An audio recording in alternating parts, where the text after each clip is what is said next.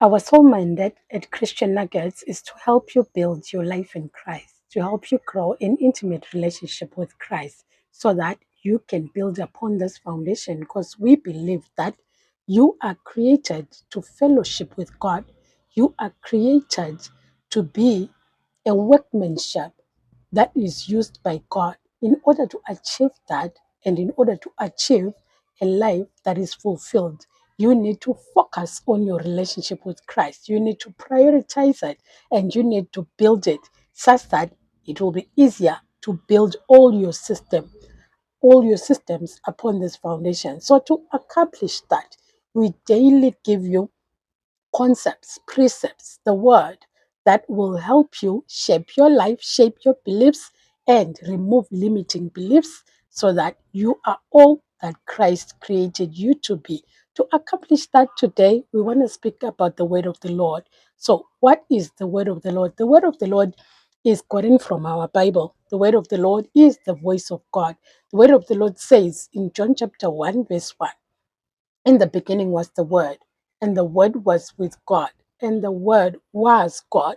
So we see even in Genesis chapter 1 that the Word of God was that which He used to create everything that you see. From nothing, the earth was void, it had nothing, but from the Word, God created. God spoke things into being. God spoke the oceans. God spoke the earth. God spoke the world into being from the Word. So the Word is such an important concept in our lives. The word is such an important part of our lives. If you haven't been making the word an important part of your life, you need to begin to do so. Because you can see that when God wanted to create, He'd speak the word. When God would want to direct the Israelites, He'd speak the word. When God would want to conquer the enemies of the Israelites, He'd speak the word because He'd tell them that do not be afraid of them, for I have delivered them into your hands. So you see that the word was there in the beginning, and God always uses His word to conquer, to deliver, to refresh, and to speak to His people in order to direct them. So you will see that the word becomes such an important detail in our lives. We cannot live without the word. You cannot do your life without the word. So you ought to pay attention to the word of the Lord. You ought to make time for the word. You ought to schedule out time in your day-to-day processes, in your day-to-day systems, in your day-to-day calendars. You ought to also put a time block where you will be able to say, this is the time where I'll feed into the word. This is the time where I'll read the word of the Lord. Because as a Christian, you cannot grow without the word. You cannot hear the voice of the Lord without the word. Because the word of the Lord is the voice of the Lord that speaks to us. The word of the Lord will direct you. The word of the Lord will guide you. The word of the Lord will refresh you. The word of the Lord will bring comfort to you. The word of the Lord will cleanse you. The word of the Lord will be that light, that compass that you constantly need in your life. You cannot live this life without direction. You'll be confused and you will not know which way to go. But if you pay attention to the word of the Lord, you'll be able to get that compass, that direction, that leading that directs you in the way of the Lord, in the way that you ought to go. The word will give you a purpose in life. The word will show you what you ought to do and it will show you who you ought to be. So you need to pay attention to the word of the Lord. So, how do you get into the word? You ask God to reveal His word to you. What you can do, you can have a Bible reading plan. I have one that you can check in the description below.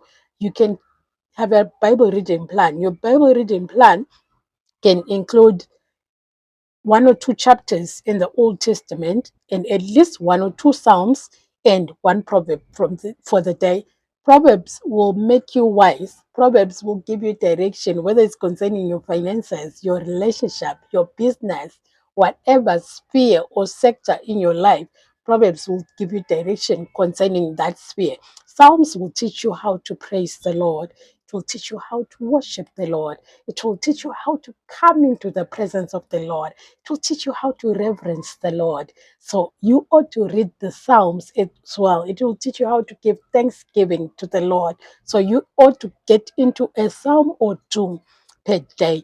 And when you look at the Old Testament will teach you who Jesus is. The Old Testament will teach you who God is. The Old Testament will teach you about your relationship with God, how it ought to be laid out. You can see that in Leviticus, God gives the laws on how you ought to be worshipped.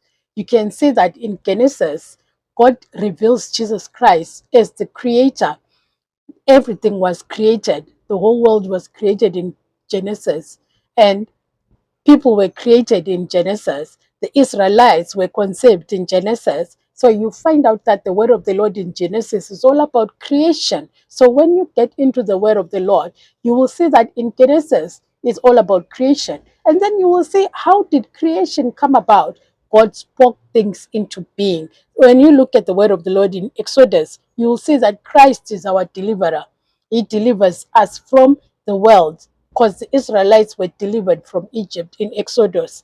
They were taken out from the world system in Exodus. So you also ought to be able to see who Christ is to you as you read the Old Testament. And as your Bible reading plan goes, you'll get to the New Testament. You'll get to see who Jesus Christ, the ministry that he was called to do. You will see that ministry come into life. So the Old Testament conceals Jesus Christ, but you ought to discover him as God reveals it to you.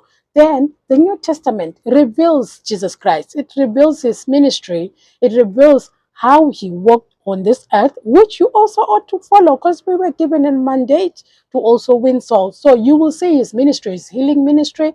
You will see his ministry concerning people, concerning how he'd answer people who had questions concerning how they ought to live their lives. So you will see all of that, and it will answer your so many questions that you have. So be a person who loves the word of the Lord, because the word is so beneficial to you, and you cannot build your relationship with God without getting into the word. And also, as you read the word, as you get to Revelation, it will reveal to you about the end times that we are in right now. It will reveal to you about the things that you ought to take, the things that you ought to do, how you ought to relate with God. It will reveal all of that to you. So get into the word. And as you get into the word, there are scriptures that will come alive to you. Meditate upon those scriptures. What do I mean by meditate?